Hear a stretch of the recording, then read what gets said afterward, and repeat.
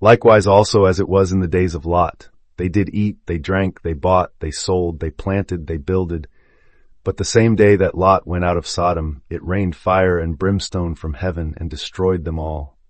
Luke 17:28-29. As you read of Sodom's last hour, see not two cities but one single dream, a world conceived in sleep. In the days of Lot they ate, they drank, they bought and sold, they built the stage upon which they slumbered.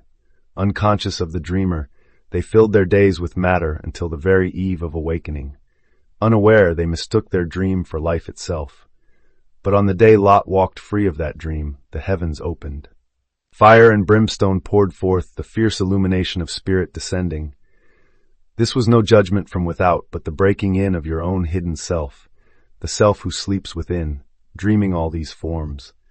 The fire is the energy of awakening, the brimstone the cleansing of every false image you have made real. Your world of Caesar, invested with ceaseless buying, planting, building, collapses when you step beyond it, when you choose to awaken. Lot's departure is your own act of faith. You stir from the ordinary reverie and say, I will leave this dream of sense behind. At that instant, the rain of fire falls, dissolving every husk of the old illusion. You stand poised between two floors of conscious being, the lower floor where appetite rules, the upper where spirit shines. Only one floor belongs to you now. Step free of the sixth, that realm of man bound by earth, and ascend in imagination to your true mansion, the penthouse of awareness. Thus the scripture speaks, unless you awaken, you'll perish in dream. But the moment you claim the dreamer as your own identity, the world you've built in form dissolves in flame, and what remains is infinite life. So refuse the lullaby of the crowd.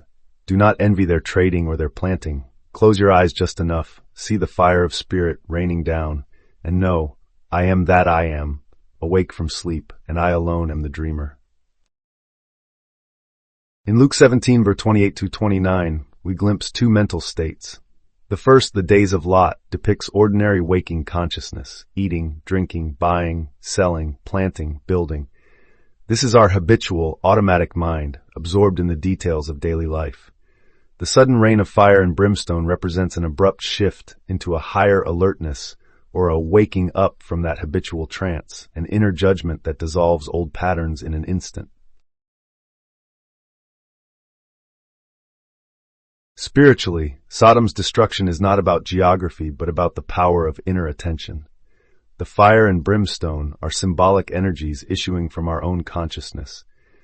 When the mind shifts focus from reactivity to deliberate imagining, old mental structures collapse, destroyed them all, making room for a new reality to form. In metaphysical terms, every outer circumstance is the echo of an inner conviction. To change what rains down upon us, we must first alter the state that summoned it. This verse reveals our latent divine authority, the capacity to interrupt unconscious momentum and invoke a new mental program. We are not victims of external events, but co-creators who can call forth the rain or fire of change by redirecting our focus. The power lies in conscious choice to awaken the dreamer within and reshape the dream. Begin by becoming aware of the trance in which you often find yourself, moving through life on autopilot as routine thoughts and emotions guide your every step. Once you recognize this unconscious drift, pause much like Lot's timely exit from Sodom, and break the habitual stream with something as simple as a few deep breaths or a brief walk. In that intentional pause, you open a space for deliberate imagining. Gently close your eyes just enough to shut out distractions without slipping into sleep, and vividly picture the outcome you desire.